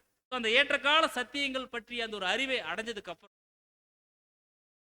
தேவனுக்கு பிடிக்காத காரியங்களை, அந்த பாவம் அப்படிங்கிறது நம்ம உலக பிரகாரமான அல்லது மாம்சத்தின் பாவங்கள் எல்லாத்தையும் நம்ம விட்டுறோம். அதுக்கப்புறம் மாம்சத்தின் கிரிகள் மூலம் ஏற்படக்கூடிய பாவங்கள், அதான் தேவனுக்கு பிடிக்காத குணலட்சணங்கள், சுயநலமா செயல்படுறது. இது எல்லாத்தையும் என்ன பண்ணணும்னா நம்மளை நாம் தவிர்த்து கொள்ளணும், நம்மளை நாம் சரி பண்ணி கொள்ளணும் அப்படிங்கிறது அங்க சொல்றார். அது சொல்லிட்டு இதுக்கு மேலும் நம்முடைய சங்கீதக்காரன் தாவீது ஒரு முக்கியமான ஒரு ஜெபம் தேவனுடைய சமூகத்தில் எடுத்தார். வாசிங்க. தன் பிழைகளை உணர்கிறவன் யார்? மறைவான குற்றங்களுக்கு என் நீங்களாக்கும், துணிகரமான பாவங்களுக்கு உமது அடியோனை விலக்கி காரும். அவைகள் என்னை ஆண்டு கொள்ள ஒட்டாதிரும். அப்பொழுது நான் உத்தமனாகி பெரும் பாதத்துக்கு நீங்களாய் இருப்பேன். என் கண்மலையும் என் மீட்பெரும் கர்த்தாவே, என் வாயின் வார்த்தைகளிலும் என் இருதயத்தின் தியானமும் உமது சமூகத்தில் பிரீதியாய் இருப்பதாக. சொல்றாரு பாருங்க, தன் பிழைகளை உணர்கிறவன் யார்? நம்ம பக்கம் என்ன ஃபால்ட்? உணர்கிறவன் யார்?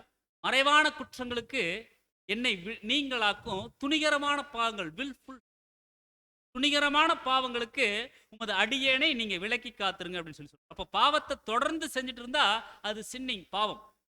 அதுவே வில்ஃபுல், மனப்பூர்வமா ரொம்ப வாஞ்சையா செய்யறது அப்படிங்கிறது அது ஒருபோதுமே தேவனுக்கு பிரியத்தை அது உண்டு. ஏன்னா அது மனப்பூர்வமா செய்யறது. இந்த துணிகரமான பாவம் அப்படிங்கிறது குறித்து நம்முடைய சகோதரர் சொல்லும் பாருங்க, துணிகரமான பாவம் அப்படின்னா என்ன அப்படிங்கிறதுக்கு அவர் சொல்றாரு, தேவனால் அங்கீகரிக்கப்பட்டதற்கு எந்த விதமான எவிடன்ஸும் சான்றும் இல்லாம தேவன் அங்கீகரிச்சிட்டாருன்னு சொல்லி நமக்கு நாமே எண்ணிக்கொண்டு செய்யறது துணிகரமான பாவம். தேவன் அங்கீகரிச்சிட்டாரு, அப்படின்னு சொல்லிட்டு செய்யறது துணிகரமான பாவம். அதே போல பாருங்க, தேவன் வெளிப்படுத்தாத ஒன்ன சத்தியமா கருதி கொண்டு துணிஞ்சு செய்யறது துணிகரமான பாவம். தேவன் வெளிப்படுத்தி இருக்க மாட்டார். இன்னைக்கு நிறைய நம்ம பைபிள் நிறைய டாக்டரின்ல ப்ராப்ளங்கள். தேவன் வெளிப்படுத்தி இருக்க மாட்டாரு. இப்ப தங்களுடைய சுய பலத்தினால, சுய கணக்கு வழக்குனால அவங்க போட்டுட்டு இன்னைக்கு நிறைய காலக்கணக்கு தர்க்கங்களும் அங்க பிரிவினைகள் எல்லாம் இருக்குதுன்னு சொல்லி நம்ம பார்க்கிறோம். அப்ப தேவன் வெளிப்படுத்தாத ஒன்ன சத்தியமா கருதி அதை துணிஞ்சு செய்யறது பாவம், துணிகரமான பாவம். அதே போல பாருங்க, தெய்வீக திட்டத்தின் எந்த ஒரு சித்தாந்தத்தையும், அதாவது டாக்டரினையும் தேவனுடைய சித்தத்திற்கு மாறாகவும் விழுந்து போன மனித சிந்தனையின்படி தவறுதலாக எண்ணிக்கொண்டு விடாப்பிடியா அதை பிடிச்சிட்டு இருக்கிறது துணிகரமான பாவம். துணிகரமான பாவம் என்ன அப்படின்னா, தேவனுடைய டாக்டரினுக்கு, தேவனுடைய சித்தத்திற்கு மாறா விழுந்து போன மனித சிந்தனையின்படி நம்முடைய சொந்த விருப்பத்தை அதை தவறுதலா எண்ணிக்கொண்டு விடாப்பிடியா அதை பிடிச்சிட்டு இருக்கிறது பாவம் அப்படின்னு சொல்றாரு. தேவன் அவருடைய வசனத்தின் மூலம் நம்மளுக்கு ஆலோசனை அந்த ஒரு பாவத்தை வந்து விட்டுறணும்னு சொல்லி மேலும் வாசிக்கலாம். 2 பேதுரு 2:20. கர்த்தரும் இரட்சகருமாய் இருக்கிற இயேசு கிறிஸ்துவை அறிகிற அறிவினாலே உலகத்தின் அசுத்தங்களுக்கு தப்பினவர்கள் மறுபடியும் அவைகளால் சிக்கிக்கொண்டு ஜெயிக்கப்பட்டால் அவர்களுடைய பின்னிலைமை முன்னிலைமையிலும் கேடுள்ளதாய் இருக்கும். சொல்றாரு பாருங்க, கர்த்தரும் இரட்சகருமாய் இருக்கிற இயேசு கிறிஸ்துவை அறிகிற அறிவு. இப்ப நம்மளுக்கு அந்த ஒரு அறிகிற அறிவு வாசனை வந்தாச்சு. அதை அறிஞ்சதுக்கு அப்புறம் உலகத்தின் அசுத்தங்களுக்கு தப்பினவர்கள் உலகத்திலிருந்து பிரிச்சாச்சு தேவன். அப்ப பிரிச்செடுத்தாச்சு, மறுபடியும் அவைகளை சிக்கி கொண்டு ஜெயிக்கப்பட்டால் அப்படின்னா பாருங்க, மாம்சத்தின் கிரிகள் மறுபடியும் நாம எடுத்து உள்ள வச்சுட்டோம் அப்படின்னு அந்த அழைப்புல அதுல சிக்கிட்டு நம்ம சாத்தான் ஜெயிச்சிட்டோம் அப்படின்னா அவர்களுடைய பின்னிலைமை முன்னிலைமையிலும் கேடுள்ளதா இருக்கும். அதுதான் எபிரேயர் 6:6 சொல்றாரு, மறுதலித்து போனவர்கள் தேவனுடைய குமாரனை தாங்களே மறுபடியும் சிலுவையில் அறைந்து அவமானப்படுத்துகிறபடியால் மனம் திரும்புவதற்கு ஏதுவாய் அவர்கள் மறுபடியும் புதுப்பிக்கிறது கூடாத காரியம். அதுதான் நம்ம வந்து எபிரேயர் 6ஆம் அதிகாரத்தில் நம்ம பிரகாசிக்கப்பட்ட பரம ஈவை ருசி பார்த்தும் இவரும் உலகத்தின் பலன்களை எல்லாம் பெற்றுக்கொண்டு அவரை மறுதலிச்சு போனவங்க தேவனுடைய குமாரனை தாங்களே மறுபடியும் என்ன பண்றாங்கன்னு சொல்லி சிலுவையில் அரைஞ்சு அவமானப்படுத்துறாங்க. அப்ப நம்ம எவ்வளவு டைம் நாம தேவனுக்கு விரோதமா நாம செயல்படுறோமோ, தேவனுடைய சட்டங்களுக்கு விரோதமா, தேவனுடைய கிருபைகளுக்கு விரோதமா நாம வந்து செயல்படுறோமோ, ஒவ்வொரு முறையும் நம்ம என்ன பண்றோம்? இஸ்ரேல் ஜனங்கள் எத்தனை முறை சிலுவையில் அரைஞ்சாங்க அப்படின்னா ஒரே முறைதான். நம்ம எத்தனை முறை பண்றோங்க? மறுதலிச்சு போறது அப்படின்னா அவருடைய சட்டத்திட்டங்களுக்கு கீழ்ப்படியாம போறது, உடன்படிக்கைக்கு அபாத்திரா நடக்கிறது, இப்படி எல்லாம் நம்ம செய்யறது அப்படிங்கிறது நாம கிறிஸ்துவ மறுபடியும் சிலுவையில் அவங்கள தான் பெருசா நாம பேச நினைவு கூறுற டைம்ல ஜனங்களே இப்படி பண்ணிட்டாங்க பாருங்க. நீங்க நம்ம கூட தேவனுடைய பார்வையில் அவருக்கு சொந்த தாங்க, நம்ம அவருடைய ஒரே பேரான குமாரன். அப்ப நம்மளும் அந்த தவறை நம்ம செய்யறோம் அப்படின்னா நம்மளும் அவர் சிலுவையில தான் அறையிறோம். அது அது அது ரொம்ப தப்பு அப்படிங்கிறத சொல்றாரு. அரைஞ்சு அவமானப்படுத்துகிறபடினால மனம் திரும்புவதற்கு ஏதுவாய் அவர்களை மறுபடியும் புதுப்பிக்கிறது கூடாத காரியம் சொல்லி வாசிங்க. அடுத்தது யோவான் 5:16. மரணத்துக்கு ஏதுவில்லாத பாவத்தை தன் சகோதரன் செய்ய ஒருவன் கண்டால் அவன் வேண்டுதல் செய்ய கடவன். அப்பொழுது அவனுக்கு ஜீவனை கொடுப்பார். யாருக்கென்றெல்லாம் மரணத்துக்கு ஏதுவல்லாத பாவத்தை செய்தவர்களுக்கே மரணத்துக்கு ஏதுவான பாவம் உண்டு. அதை குறித்து வேண்டுதல் செய்ய நான் சொல்லேன். சொல்றார், மரணத்துக்கு ஏதுவல்லாத பாவத்தை ஒரு சகோதரன் தன் சகோதரன் செய்யறார் அப்படின்னா அவருக்காக வேண்டுதல் செய்ய. மரணத்துக்கு ஏதுவல்லாத பாவம், அப்பொழுது அவனுக்கு ஜீவனை கொடுப்பாரு. யாருக்கென்றால் மரணத்திற்கு ஏதுவல்லாத பாவத்தை செஞ்சவருக்கு. ஆனா மரணத்துக்கு ஏதுவான பாவம்னு ஒண்ணு இருக்குது, அதை குறித்து வேண்டுதல் செய்ய நான் வந்து சொல்லலேன்ட்டார். 2 வகையான பாவம், மரணத்திற்கு ஏதுவல்லாத பாவம், மரணத்திற்கு ஏதுவான மற்றவர்களுக்கு இடரலின் கல்லை எடுத்து போடுறது, தன்னுடைய சகோதர சகோதரிகளை பகைக்கிறது, இதெல்லாமே என்ன மாதிரி பாவம்? மரணத்துக்கு ஏதுவானதா, மரணத்திற்கு ஏதுவல்லாத. மாம்ச பலவீனத்தில் நாம் ஒரு தவறு செய்துடுறோம், சகோதரருக்கு விரோதமா நம்ம வந்து பண்ணிடுறோம், ஒரு சகோதரிக்கு செயல்படுறோம். இது நம்ம எப்படி எடுத்துக்கலாம்? இது மரணத்திற்கு ஏதுவல்லாது ஒரு பலவீனம். ஏன்னா அவரும் பலவீனமா இருக்கார், நம்மளும் பலவீனமா இருக்கோம். அந்த இதில் மாதிரி அது நடந்துருச்சு. என்னுடைய சகோதரன் என்னுடைய சகோதரிக்காக நான் என்ன பண்றேன்? ஊக்கமா வேண்டுதல் செய்யறேன். கர்த்தர் அப்படித்தானே பண்ணாருங்க. கர்த்தர் என்ன பண்ணாருங்க? பேதுருவுக்காக ஜெபிச்சார், உன் விசுவாசம் ஒளி.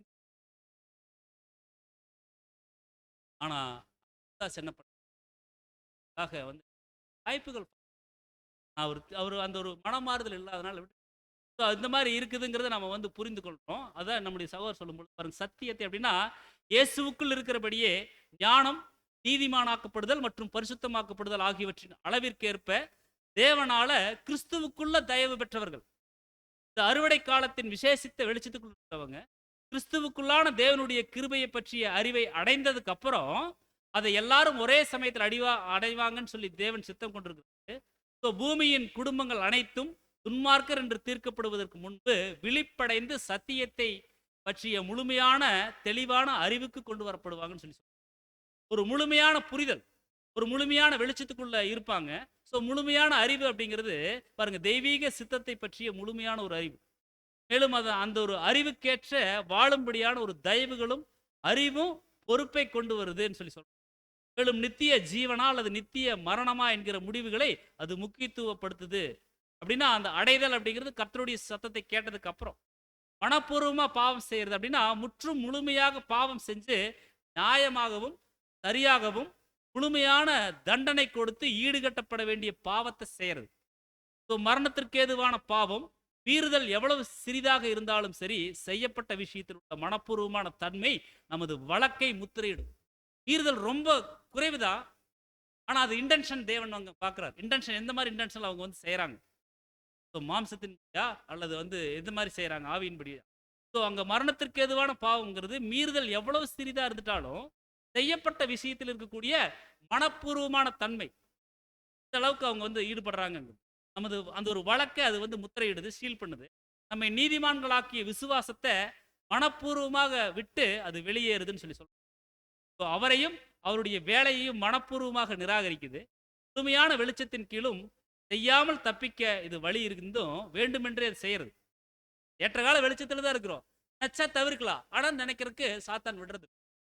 ஸோ நம்முடைய மைண்டை கேப்சர் பண்ணுறோம் சொல்றாரு. வெளிப்படையான பாவத்தின் மூலமாகவோ அல்லது உடன்படிக்கையின் ரத்தத்தின் மதிப்பை மறுதளிக்கிறதன் மூலமாகவோ இப்படி நம்ம வந்து மனப்பூர்வமாக வெளிப்படையான மற்றும் வேண்டுமென்றே விசுவாசத்தை மறுதளிக்க செய்ய வெளிப்படையான கலகம் அவங்க கிட்ட எந்த விதமான மனம் திரும்புதலும் அங்கே இருக்க முடியாதுன்னு சொல்லி சொல்றோம். ஸோ முதல் பஸ்கா ராத்திரியின் போது ரத்தத்தின் கீழ் தங்கியிராத யூதர்களினுடைய அந்த ஒரு தலைச்சன் பிள்ளைகளால் நிழலாக அங்கே காண்பிக்கப்பட்டுச்சு. தெளிக்கப்பட்ட ரத்தத்தின் கீழிருந்து அவங்க வந்து தெரிஞ்சே வெளியேறாங்க. அதான் சொல்றாரு, தெளிக்கப்பட்ட ரத்தத்தின் கீழிருந்து தெரிஞ்சே வெளியேறாங்க. முழு உள்நோக்கத்தோட மற்றும் மரணத்திற்கு ஏதுவான பாவத்தை செய்தவர்கள் இவர்கள் முழுமையான வருத்தத்துடன் கூடிய மனம் திரும்புதலை உணராமல் மாறாக அதன் பின்பு தங்கள் பாவத்தை அங்கீகரித்து ஆதரித்து பொதுவாக அதுவே சிறந்த வெளிச்சம் மற்றும் சுயாதீனம் என்று அதை குறித்து பெருமை பாராட்டுறாங்க. தெளிவாக அங்கே சகோதரி கொடுத்து அடுத்து 2 கொரிந்தியர் 7ஆம் அதிகாரம் 10ஆம் வசனம் வாசிக்கலாம். தேவனுக்கேற்ற துக்கம் பின்பு மனஸ்தாபப்படுகிறதற்கு இடமில்லாமல் ரட்சிப்புக்கு ஏதுவான மனம் திரும்புதலை உண்டாக்குகிறது. லௌகீக துக்கமோ மரணத்தை உண்டாக்குகிறது. தேவனுக்கேற்ற துக்கம் பின்பு மனஸ்தாபப்படுவதற்கு இடமில்லாமல் ரட்சிப்புக்கு ஏதுவான மனம் திரும்புதல் அது வந்து உண்டாக்குது. ஆனால் அந்த லௌகீக துக்கமோ மரணத்தை உண்டாக்குது. அப்போ தேவனுக்கேற்ற துக்கம் அப்படிங்கிறது மனம் திரும்புதல் உண்டாக்குதுன்னு சொல்லிங்க அப்போஸ்தலன் பவுல் சொல்றாங்க. இங்க ஒரு முக்கியமான ஒரு வேறுபாட்டை கொடுக்குறாரு. என்னன்னா துக்கம் அப்படிங்கிறது சாரோ அப்படிங்கிறது பாருங்க, ஒருவர் தன்னுடைய பாவத்தை உணர்ந்து வருந்துறது. மனம் திரும்புதல் அதாவது ரிப்பன்டன்ஸ் அப்படிங்கிறது அந்த பாவத்தை விட்டுட்டு தனது வாழ்க்கையை மாற்றி தேவனுடைய வழியில நடக்கிறதுக்கு உறுதி எடுக்கிறது. அப்போ துக்கம் மட்டும் போதுமா அப்படின்னா துக்கம் மட்டும் பத்தாதுங்க. துக்கம் மட்டும் பத்தாது, மனம் திரும்புதல் வேணும் அப்படிங்கிறத நம்ம வந்து பார்க்குறோம். உதாரணமாக பாருங்க, ஒருவர் தவறு செய்வதற்காக வருந்தலாம், ஆனால் அதே தவறை மீண்டும் தொடர்ந்தா அது உண்மையான மனம் திரும்புதல். மனம் திரும்புதல் அந்த தவறு மறுபடியும் செய்யக்கூடாது. உண்மையான மனம் திரும்புதல் என்றால் பாவத்தை உணர்தல், அதற்காக மன வேதனைப்படுறது, அந்த பாவத்தை வெறுத்து கைவிடுறது, கிறிஸ்துவின் போதனைக்கு கீழ்ப்படிஞ்சு வாழத் தொடங்குறது, அதுதான் உண்மையான மனம் திரும்ப. அது ரொம்ப முக்கியம் சொல்லி சொல்றாரு. அதனாலதான் நம்ம வந்து பாருங்க, ஒருவன் பாவத்தை கைவிட்டு கிறிஸ்துவின் போதனைகளை பின்பற்றுகிறவனாக மாறும் வரை அவன் உண்மையில் மனம் திரும்பவில்லை அப்படின்னு சொல்லி இங்க ஒருவன் பாவத்தை கைவிட்டு கிறிஸ்துவின் போதனைகளை பின்பற்றுவனாக மாறும் வரை அவன் உண்மையில மனம் திரும்ப. ஏன்னா வசனம் நம்மளுக்கு எச்சரிக்கும் பொழுது என்ன பண்ணணும், இப்ப முன்னால பார்த்தோம் இல்லைங்களா, உடனே விட்டுறணும். அதுல நம்ம என்ன பண்ண இருக்கக்கூடாதுன்னா சுய விளக்கங்கள் நம்ம கொடுக்கக்கூடாது. ஸோ தேவனுக்கேற்ற துக்கம் உலகத்துக்கேற்ற துக்கம். அப்ப அந்த தேவனுக்கேற்ற துக்கம் அப்படிங்கிறது பாவத்தை விட்டு தேவனிடமாக திரும்ப செய்து ரட்சிப்புக்கு வழி நடத்துது. உலகத்துக்கேற்ற துக்கம் அப்படிங்கிறது தவறின் விளைவுகளுக்காக மட்டும் வருது. இந்த மாதிரி பண்ணிட்டேனே அப்படின்னு தவறுகளின் விளைவுகளுக்காக மட்டும் வருந்தது. இருதய மாற்றத்தை அது உண்டாக்காது. இறுதியில ஆவிக்குரிய மரணத்திற்கு அது வந்து வழிவகுக்குது அப்படின்னா அழைப்பவே விட வேண்டிய சூழல். அப்ப நம்மளுக்கு தேவை தேவனுக்கேற்ற துக்கம் அப்படின்னா அந்த மனம் திரும்புதல் நம்மளுக்கு ரொம்ப முக்கியம் சொல்லி சொல்லுவோம். அதுக்கு தான் உதாரணம் வந்து கொடுக்குறாங்க. சகோதரர் பேதுரு இயேசுவை மறுதலித்த பின் கண்ணீர் வெடித்து மனம் திரும்பினார். பின்னர் உண்மையாக ஆண்டவருக்கு சேவை செஞ்சார் இயேசுவை மறுதலிச்சதுக்கு. ஆனா அந்த யூதாஸ் என்ன பண்றாருன்னா தன் செயலுக்காக வருந்துனா ஆனா தேவனிடம் திரும்பல. இவரு குற்றமில்லாத ரத்தத்தை காட்டி கொடுத்துட்டேன்னு சொல்லி சொன்னாரு. கர்த்தர்கிட்ட மறுபடியும் ஓடல. ஆனா பாருங்க அங்க பேதுரு என்ன பண்றாருன்னா கர்த்தருக்கு என்ன நடக்குமோ ஏது நடக்குமோ அப்படின்னு சொல்லி அந்த இடத்துக்கே போய் பார்த்தார். அதுதான் போயிட்டு அவரு அந்த பயத்தின் உணர்வுனால அவர் என்ன பண்ணிட்டாரு சொல்லி அங்க வந்து மறுதலிச்சு. ஆனா இவர் வந்து கர்த்தரை நோக்கி ஓடாம இவர் போய் தன்னுடைய முடிவை தானே தேர்ந்தெடுக்கிறார். தப்பு. தேவனுக்கேற்ற துக்கம் அப்படிங்கிறது பாவத்திற்கான வருத்தம் மட்டுமல்ல, அது ஆவிக்குரிய வாழ்க்கை மாற்றத்தை உண்டாக்கும் துக்கம். அப்ப பாருங்க தேவனுக்கேற்ற துக்கம் ஏற்படுத்தி கொள்றது அப்படிங்கிறது நம்மளுக்குள்ள ஒரு ஆவிக்குரிய ஒரு மாற்றத்தை ஏற்படுத்தணும். அந்த ஆவிக்குரிய மாற்றம் நம்மளுக்குள்ள உருவாகணும். அது அர்ப்பணிக்கப்பட்டவர்களை இன்னும் ஆழமாக கிறிஸ்துவுக்குள்ள கொண்டு வந்து ரட்சிப்பின் பாதையில நடத்துங்களாம் தேவனுக்கேற்ற துக்கம். ஆனா உலக பிரகாரமான துக்கம் அப்படிங்கிறது தப்பு பண்ணிட்டேன் சரி அப்படிங்கிற மாதிரி போயிட்டோம் அப்படின்னா அது ஒரு காலம் வந்து தேவனை நோக்கி நம்மளை கொண்டு சொல்றார். ஏன்னா நீ செலுத்தத்தக்க வேறொரு பலி இல்லை. அப்ப மனம் பூர்வமா பாவம் செய்தோமே ஆனால் கிறிஸ்துவின் பலியில இனி ஒரு பலியும் இல்லை. கிறிஸ்துவின் புண்ணியத்தை சாற்றுவித்தல் அப்படிங்கிறது எவருக்கும் திரும்பவும் செய்யப்படாது. ஏன்னா ஒரு டைம் செஞ்சாச்சு. ஆதாமுக்குரிய அந்த ஒரு பாவத்திற்கான பாவ நிவாரணம் வெளிச்சத்திற்கும் அறிவிற்கும் எதிரான மனப்பூர்வமான பாவங்களை அது மூடாது. அவருடைய ஈடுபலி நமது மனப்பூர்வமான அல்லது தீர்மானமாக திட்டவட்டமாக செய்யப்பட்ட பாவத்தை மூடுவதில்லை அப்படின்னு சொல்லி. அப்ப வேறொரு பலி இனி இல்லை அப்படின்னா மனம் திரும்புவதற்கு ஏதுவாய் அவர்களை மறுபடியும் புதுப்பிக்கிறது கூடாத காரியம். மரித்தோரிலிருந்து எழுந்த கிறிஸ்து இனி மரிக்கிறது இல்லை அப்படின்னா நம்ம மனப்பூர்வமா நம்ம வந்து தேவனிடத்துல திரும்பல அப்படின்னா இனி நம்மளுக்கு பலி இல்லை. இனி அதைத்தான் சொல்லிட்டாங்க, இனி மரித்தோரிலிருந்து எழுந்த கிறிஸ்து இனி மரிக்கிறது இல்லை அப்படின்னா நம்முடைய அழைப்பின் மேன்மையை நம்ம வந்து விட்டுட்டோம் அப்படிங்கிறது அர்த்தம். தேவனுடைய சத்துருக்களாகவே எண்ணப்பட வேண்டும். இவர்களின் முடிவு எகிப்தின் தலைச்சல்களின் அழிவுல அடையாளமாக காண்பிக்கப்பட்டது.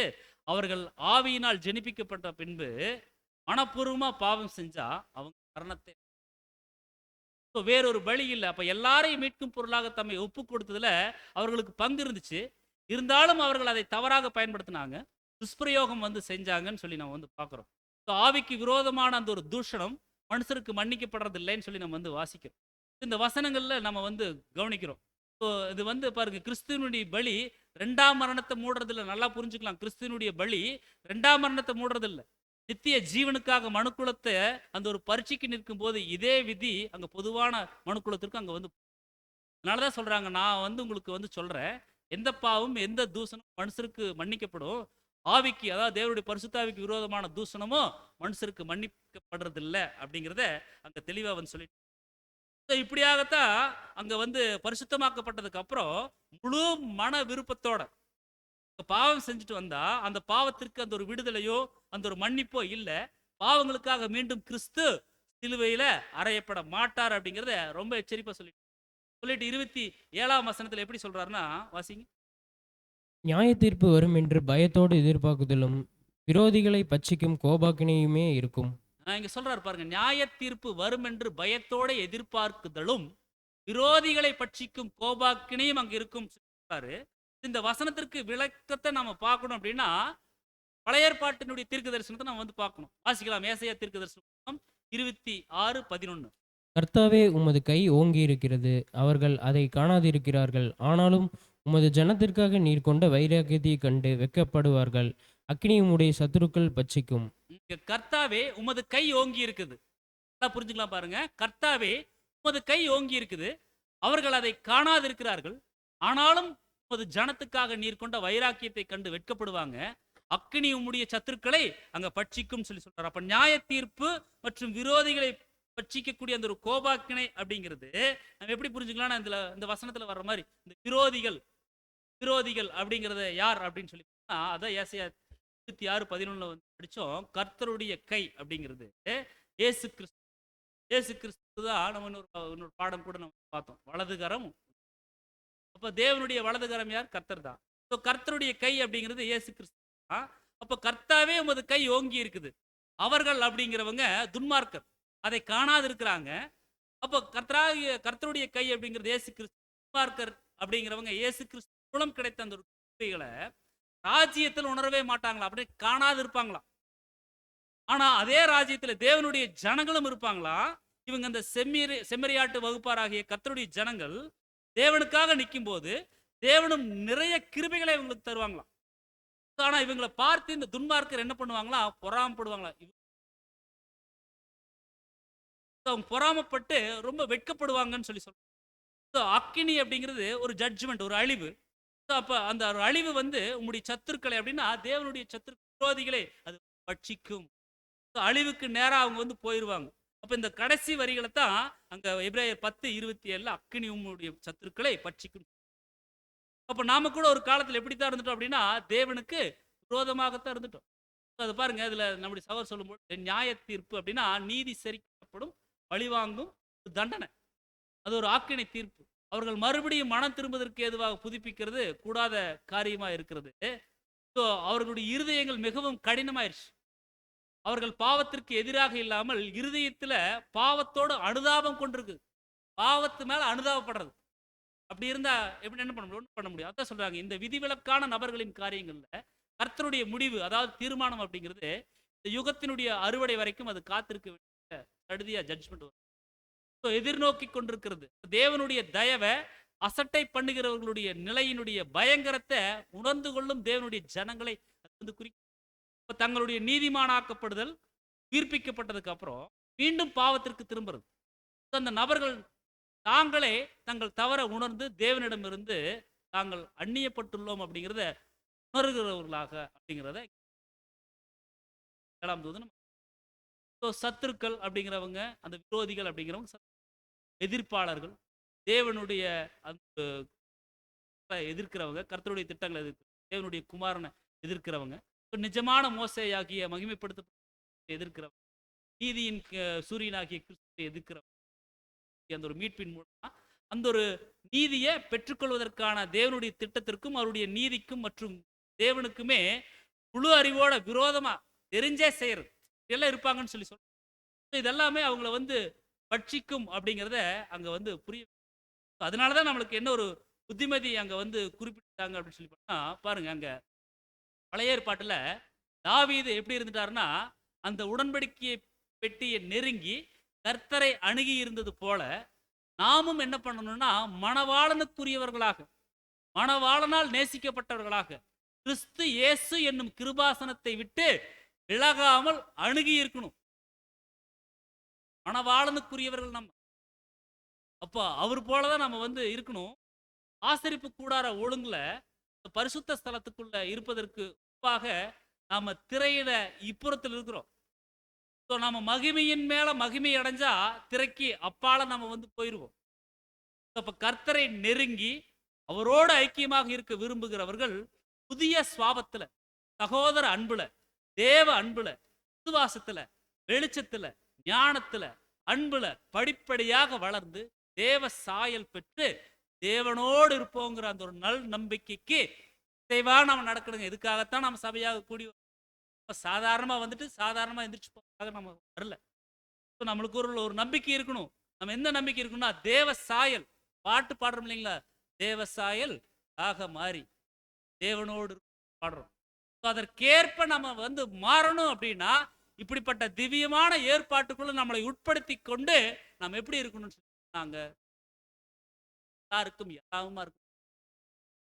ரொம்ப அருமையாக நம்ம அந்த ஒரு அர்ப்பணிப்பின் வாழ்க்கையை கண்ணோக்கி பார்த்து தேவனுக்கு ஏன் அப்படின்னா நம்ம எந்த மாதிரி நிலைமையில் இருக்கிறோம், எந்த மாதிரி நிலைமையில் இருக்கணும்னா ரோமர் 5:10 சொல்றாரு, நாம் தேவனுக்கு சத்துருக்களா இருக்கையில் அவருடைய குமாரனின் மரணத்தினால அவருடனே ஒப்புரவாக்கப்பட்டோமானால் ஒப்புரவாக்கப்பட்ட பின் நாம் அவருடைய ஜீவனால ரட்சிக்கப்படுவது அதிக நிச்சயம்.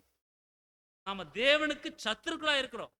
சத்துருக்களா இருக்கும்போதே பாருங்க, அவருடைய குமாரனுடைய மரணத்தினால எவ்வளவு ஒரு ஒப்புரவாக்குதலை நமக்கு ஏற்படுத்தி அப்போ ஒப்புரவாக்குதலை ஏற்படுத்தி கொடுத்துட்டு நம்ம தேவனோட ஒப்புரவுல நம்ம வாழ்ந்துட்டு இருக்கிறோம் அப்படின்னா, அந்த ஜீவனால நம்ம ரட்சிக்கப்படுவது ஒரு உணர்வு நமக்கு ஏன் இருக்கிறது? அதுதான் அங்க வந்து கேட்கிறார். அப்ப நம்ம கூட தேவனுக்கு சத்துருக்களாகத்தான் இருந்திருக்கிறோம். ஆனா கர்த்தருடைய ரத்தத்தினால நம்ம அந்த பரிசுத்தமாக்கப்பட்டு, ஆனாலும் பாருங்க, ஒரு சில மாம்சத்தின் பலவீனத்தினால நம்ம துன்மார்க்கராக இருந்துட்டோம் அப்படின்னா, மிகவும் பரிதவிக்கப்பட நம்ம வந்து மாறிடுவோம். இந்த பலியினுடைய ரத்தத்தை நம்ம வந்து அசட்டை செய்யக்கூடியவர்களாக நம்ம அதை நம்ம தூக்கி எறியக்கூடியவர்களாக இருந்திருக்கூடாது. கர்த்தருடைய ரத்தத்தை நம்ம காலின் கீழ் போட்டு மிதிக்கிறவர்களாக நம்ம என்ன பண்ணிருக்கூடாதுன்னா இருந்திருக்கூடாது. அப்படி இருக்கிறோம் அப்படின்னா தேவனுக்கு விரோதிகளா மாறிட்டு இருக்கிறோம். கர்த்தருடைய ஈடுபலியின் புண்ணியத்தை நம்ம அசட்டை பண்றோம் அப்படின்னா நாம் என்ன பண்றோம்னா தேவனுக்கு விரோதிகளா நம்ம மாறிட்டு இருக்கிறோம். ஆனா தேவன் நம்மளை எப்படி அழைச்சிருக்கிறாருங்க? அவருடைய பிள்ளைகளா இருக்கும்படி, அவருடைய சொந்த சம்பத்தா இருக்கும்படி இப்படியாகத்தான் நம்மளை வந்து அழைச்சிருக்கிறார். ஆனா நம்ம அவருக்கு ஆப்போசிட்டா நம்ம நடந்துட்டோம் அப்படின்னா பரிதவிக்கப்பட நிலைமைக்குள்ள நம்ம நடந்து போயிடும் அப்படின்னு தான் நம்மளுக்கு வந்து கடைசியா புச்சு. அதனால அன்புக்குரிய சகோதரர், நம்மளுக்கு என்ன மாதிரி ஒரு ஆலோசனை எங்க அப்போஸ்தலன் பவுல் இந்த ஒரு வசனத்தில் சபை கூடி விட்டு விடுகிறது. சபை கூடி வருதலை நாம் விட்டு விடாது இருப்போம். தான் நம்மளுக்கு ஆசீர்வாதம். ஏன்னா அங்கதான் பக்தியை நம்ம அங்கதான் நாம ஒருவருக்கொருவர் பலப்படுத்தும், ஒருவருக்கொருவர் உற்சாகப்படுத்தும், ஒருவருக்கொருவர் ஆற்றி தேற்றி அரவணைத்து அங்க செல்லும். இப்படிப்பட்ட கூடுகைகளுக்கு நாம் முக்கியத்துவம் தேவனுடைய தேவன் தாமே இந்த வார்த்தைகளை நம்ம ஆசீர்வாதம் பொறுமையோடு கேட்ட நம்ம